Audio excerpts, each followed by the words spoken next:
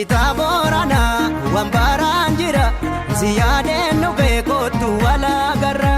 Kitaborana ziyade jira nayade nuke kotu wala garra. Seenaatiyya jalqabarratti nagaa koo bakkaatti jirtutti qilleensa yaabbatee si yaada qabuun jedha. Nagaa koo yoon biiftutti dhaame biiftuun kan baatu guyyaa qofa. Yoon addeessatti dhaame ishiinis kan baatu halkan qofa. Kanaafani seenaa koo qilleensi yeroo hunda bakka hunda deemuu waan danda'uuf qilleensatti siif dhaame. Ittaan sun garan ergaan siif qabuttan gala. Kitaborana dimbilalli margee. Kitaborana baddeessan jijjigee. Kitaborana nyaata kalhin qabu. Kitaborana kan dhaabatee mugee. Seenaatiyya jecha beekanii fi hiikaan isaa akka hin hubatamne ergansi jaaladheen bare. Jaalala kan jedhu daa'imummaa kootii kaasee kanan beekuu fi kanan jechaa ture ta'us ergansi jaaladheen booda garuu jechi kun hammam ulfaataa fi guddaa akka ta'een bara. Jaalala jechuun kan afaan hin dubbatanii ibsan qofa otoo hin taane addunyaa nagaa kan keessa jiraatanidha. Ergansi jaaladheen booda addunyaan keessa jiraadhuyyuu addunyaa haaraa natti taatee jirti. Yeroo tokko yommuun yaadu tarii addunyaan duraan keessa jiraadhu keessaa butameen gara addunyaa kanaa dhufe moo jedheen shakka. Garuu akkan addunyumaan keessa jiraachaa ture keessa jiru wantoonni naaf mirkaneessan hedduutu jiru. Kanneen keessaa gaarreen, tulluuwwan, abaaboo, hiriyoota koo fi kanneen kana fakkaatan ilaaleen of aman. Utuun addunyaan duraan keessa ture keessaa ba'ee wantoonni ani beekus ni jijjiiramu jedheen yaada. Garuu si jaalachuun koo ilaalcha koo miidhagse malee akka qaaman lafa kanarraa na hin kaasne hubadheera. Addunyaan hanga ammaatti na jibbisiisaa turte jannata natti taate. Ani nama waan hundattuu abdii kutuu fi nuffu sunis abdiidhaan guutan. Safuu jaalalaa. Kitaborana ameen ajjeerradhe. Kitaborana mooji dhimmuu ganna. Kitaborana cumboo feetemoo. Kitaborana beemma takkalla. Dhuguma jaallee koo akkuma saayintistoonni jedhan waan tokko ilaalte footoo hin taane hubatteef siif galaa sana ta'e natti fakkaata. Waan hundumaa gadi fageenyaan hubachuuf ija hubannaa si barbaachisa. Utuun si hin jaalatin dura waan addunyaa kana keessa jiru ilaalaan ture malee waan tokko akka hin hubanne ergansi jaaladhee naaf gale. Kanaafuu utuun hubannaa koo siin jedhee hin fokkisu. Guyyaan si argu kolola ija keessan ilaaluu dadhabeen lafa ilaale. Abiddi ija kee keessaa ba'u akka balaqqee waaqaa bu'uu ija koo qofa otoo hin taane onnee koo calaqqisiise. Onneen koo eenyufiyyuu kan hin saaqamne balaqqee ija kee keessaa ba'uun balballi isaa inni sibiila boorrajjiitiin cufame al tokkoon baname. Hubannaan ija kootis balaqqee ija kee keessaa ba'uun naaf saaqame. Guyyaan jalqaba si dubbisu akkam akka ture yommuun deebi'ee yaadu baay'ee na ajaa'iba. Utuma keessi koo rom'uu sodaadhan sitti siqee akkam jirta siin jedhe sana keessi koo maal akka ta'aa ture anaa fi waaqayyoo qofatu beeka. Jechi sun akkuma salphaatti waan dubbatame sitti hin fakkaatin. Jecha sana baasuuf guyyaa meeqa fi sa'aatii meeqa ciniinsifadhee akkan jecha sana baase akkamittan sitti. Atis ofirra garagartee na ilaaluun seeqaa nagaa keetii naan jette. Seequun kee ilkaan kee isa kuraamola boqqolloo fakkaatu sana waliin dhibamaa fayyisa. Dhuguma ani nama qaru qabeessa ta'ee seequu kee kana ilaaluu kootiif waaqa koon galateeffadha. Kanarratti immoo uffanni aadaa ati uffattee jirtu simboo fi miidhagina ati qabdu irratti dabalamee waan tureef gurguddoonni waaqayyoof waan safuu jedhan natti fakkaata. Maal garuu kan kanaaf safuu hin jenne maaliif jedhu. Kan kanaan dura moonaaliizaa argee dinqisiifataa tures gaafa si argu maal akka jedhu iyyuu hin beeku. Inni suura moonaaliizaa kaase. Leonardo da Vinci tiyyuu si argee suura moonaaliizaa akka ciccireekatu shakkii hin qabu. Seequun kee addunyaa biraa keessa na imalchiisee yommuun gara keetti deebi'u yaada kee malee si of biraan nabi. Yommuun yaadan addunyaarra naanna'ee deebi'u ati waan deemtee fagaatteef ijaanis qaamanis si dhaqqabuu hin dandeenye. Garuu fakkiin kee keessa kootti kaafame waan ta'eef gara doormitti galeen dafee rafe. Maaliif seete jaallee koo? Tarii yoon abjuun si arge jedheen. Garuu abjuudhaan otoo sin argin gaafan hirriibaa ka'u baay'een ofitti yaara. Barii ka'een daandiin kaleessa irratti si arge sanarra taa'ee si eegaa ture. Ijji waan asiif achi ilaaluuf waanuma si fiddee dhuftu natti fakkaataa turte. Nama keessa si barbaadus ati garuu hin jirtu. Eebantuu nama gaarii si gaamana mata kan lamne jaalala soorannaa.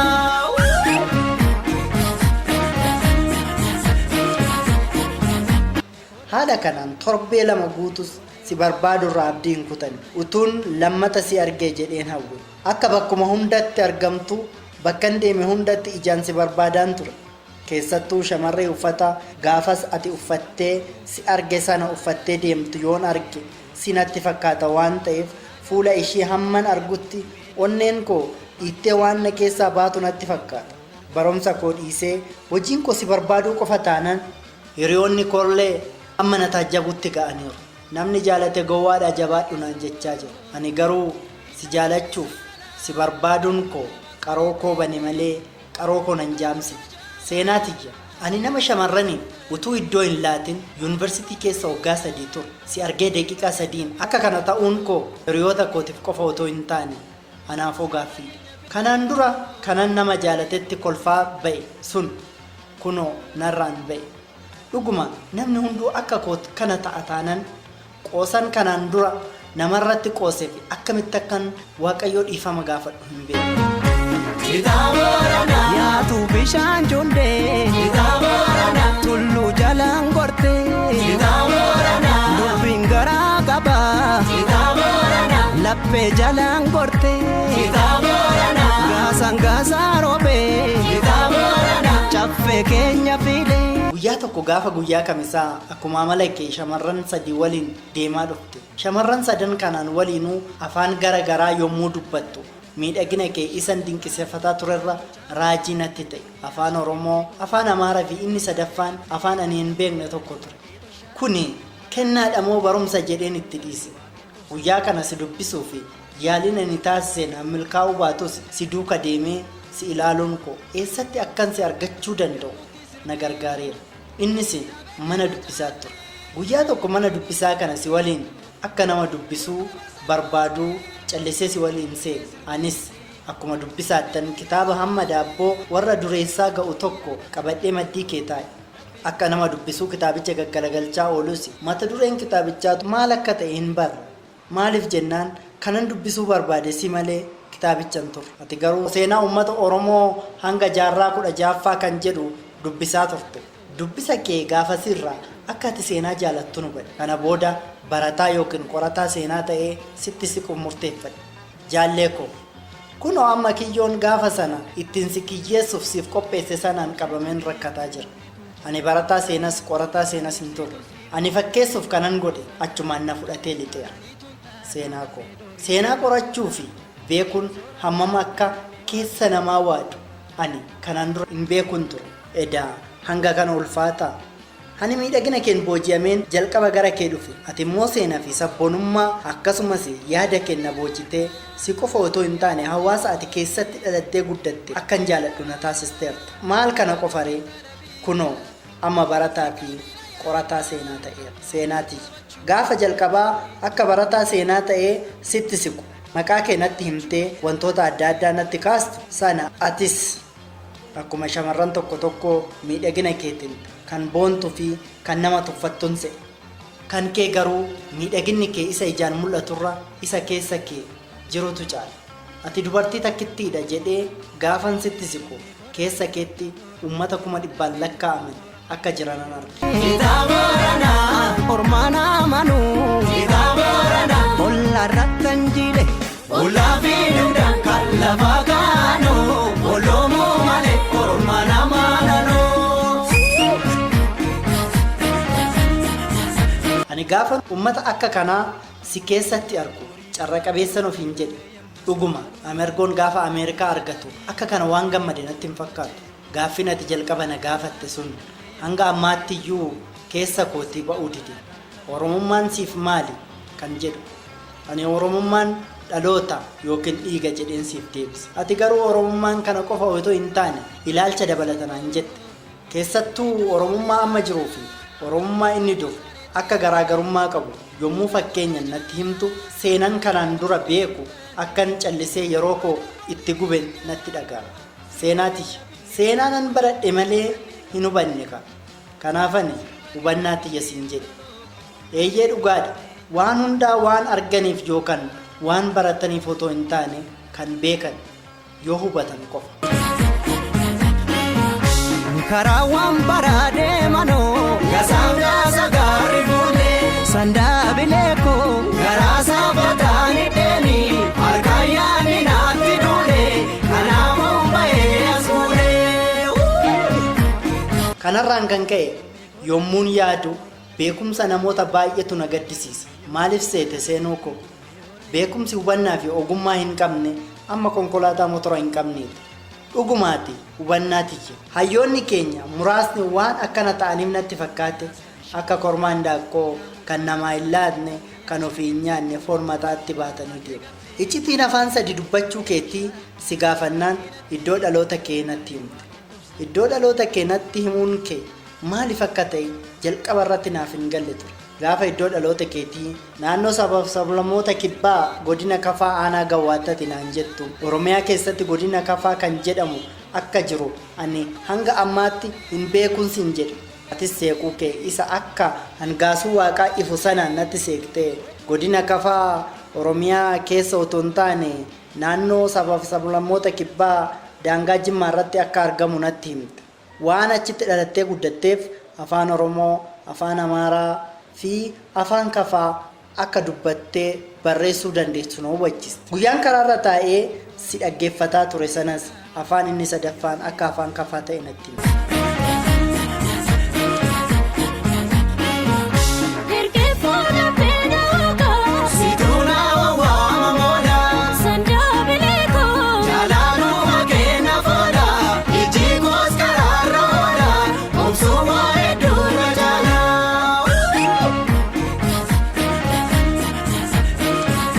Anis gaaffii koo itti fufuun Oromoon maal achii godha jedheen si gaafadhe. Atis nama hubattuu waan taateef seenaa jiru gadi buustee gadi fageenyaan na hubachiiste. Akka maatiin kee Shawaa Lixaa aanaa Meettaa Roobitti ka'anii bara 1946 gara sana deemanii qubatan yommuu natti himtu baay'isee tanne. Maaliif jennaan maatiin keenyas iddoo kanaa ka'anii akka gara Baalee qubatan natti himanii turan. Kan nama ajaa'ibu barri maatiin koo buqqaanii fi barri maatiin kee buqqaan tokko ta'uu isaati. Ani dhaloonni fi guddinni koo godina Baaleeti. Maatiin koo akka gara Shawaatti gara sana deeman dhaga'eera. Garuu maalii fi yoom akka ta'e hin qoran. Ati garuu seenaa hunda isaa of harkaa qaba. Kan baay'ee na dhibe anumtuu akkan deebi'ee seenaa maatii koo qoradhu na taasiste. Dhugaadha seenuu koo. Onneen koo akkasitti rifatu kan taasise waaqa akka ta'e hubadhe. Maaliif jennaan seenaa wal fakkaatu qaba. Bukana gaya karobe yandoo titifu walgesa sandaa bileeko koomeen fuudha beemi alaya nasi barreessa kamsa koonsi kakamsiisa.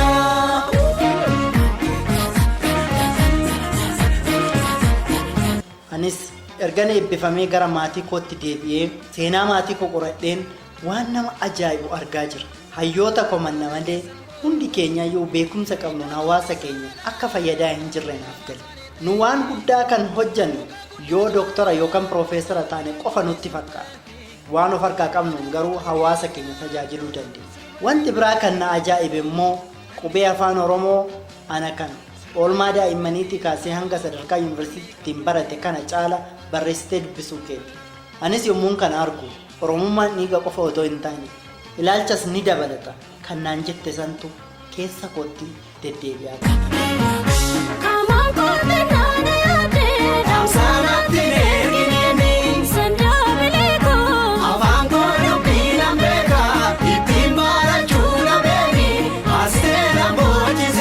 Yeroo nuyi wal argine tibba eebbifamuutti dhiyaanne waan ta'eef yeroollee argadhee akkan baay'ee si jaaladhe sitti himuu hin dandeenye. Maaliif jennaan yeroon si bira ga'e waan biraa dagadheen seenaa sirraa dhaga'uu filadhe. Maal ta'a utuun bilbila keetirlee qabadhee jiraadhe. Yoo yaadatta ta'e maatiin keessa mootiin Hayila Sillaasee buqqisee yommuu gara kafaa deeman sirboota fi qeeqa isaan dhiyeessaa turan kan abbootarraa dhageesse natti himaa turte. Kanneen keessaa muraasa kanan yaadadhuun si yaadachiisa. mogee keessattan argee kuruphee dannii keessa sakartuu nagaatti yaa hiriyee harmaate tiitii nan agartuu. Mogee keessa yaa'anii saawwan dullumee nagaatti yaa hiriyee baaburri kafaa bu'u gungumee. Loon nokkeessanii katamaa shinoo loon nokkeessanii nagaatti yaa biyya koo nuuf biyya kafaa nuuf qopheessanii. Kanaafi kan kana fakkaatan ture. Yommuun kana yaadadhu waan seenichi hamma ta'aa jiru natti fakkaata. Fuulli koo imimmaatiin dhiqama.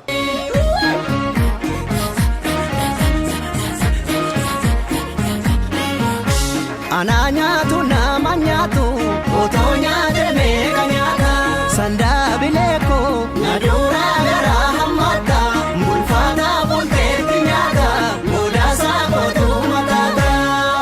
Ani hammam carra qabeessa kanan siin wal bara seenaa tiyya utuman si argachuudhaa baadhee umurii kee guutuu sin jaaladha seenaa tiyya. Yommuun kana yaadadhu taa'een kophaa koo yaada buusee baasa. Seenaan kana fakkaatu Oromiyaa iddoo baay'eetti akka raawwate hubadheera. Garuu hanga ammaatti dhimma kooti jedhee namni yaade waan jiru natti hin fakkaatu. Nama isa kana akka seenaatti dubbisee homaa miti. Haala jiru yommuun sirraa dhaga'u garuu hamma keessi koo boo'e anaaf Waaqayyootu beeka.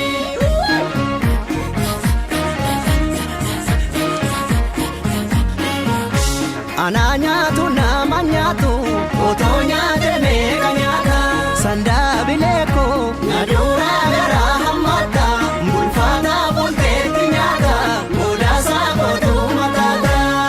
Seenaati dhaanichi bakka baay'ee jira. Nus hanga har'aattuu dhaanamaa jira. Garuu nama itti himannu qabu. Yoonuma nama itti himannu dhabneyyuu wal bira jirra waan ta'eef hamma barri geessutti jennee wal jajjabeesse.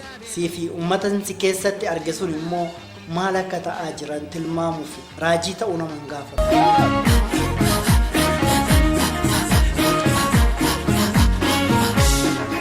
Al sandaabe birra bor wal yaanna malee har'a wal bira. Al sandaabe birra bor wal yaanna malee har'a wal. Garuu hanga ammaatti sabboontota ta'anii uummata sabboontuu intala Oromoo si taasisuun si guddisan sana utuun hin galateeffatin hin darbe. Jaallee koo yeroo ammaa kana kitaaba seenaa ati natti himte sanarratti hundaa'uun barreeffame kitaaba damee fottoqxe jettu argeen utuman dubbisee hin xumurin waan ariifadheef xalayaa kana siif barreesse. Seenaa koo dhuguma ati seenaadha. Maqaa ergamaatu baasa kan jedhan sana sirrattan mirkaneeffadhe. Seenaa ajaa'ibaa na barsiiste. Xalayaan koo yoo si dhaqqabe atis teessoo koo isa armaan gadii kanarratti naaf barreessuu hin irraanfatin. Kana malees bakka koo bu'uun uummata sana naa galateeffadhu. Teessoo kee kanuma kanaan dura beekuun waan xalayaa kana siif barreesseef dhiifama. Tarii amma sababa hojiitiin achii baatee bakka biraa jiraachuu dandeessa. Baay'een si jaaladha.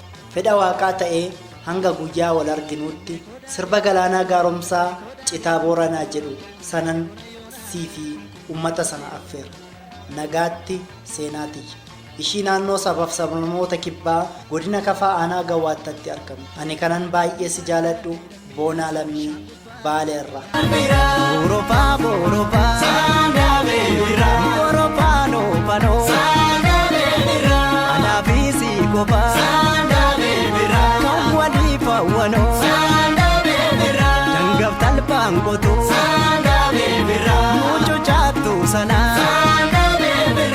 Ijoollee wambara sissi ooftu kana shorii roobe abaabeen birra yoo deemte moonafi wal yaadaa turra.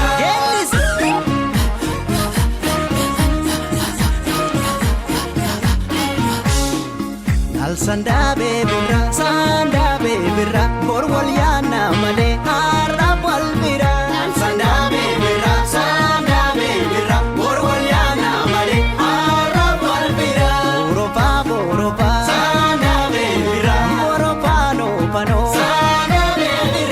anaafisi kopa sandaabe birra kan walii fawwano sandaabe birra dangaf talbaan qotu sandaabe birra mucho chaatu sana sandaabe birra ijoollee matakkal sandaabe birra sissi ooftu kana sandaabe birra shorii roobe abaabeen birra yoo deemte naafin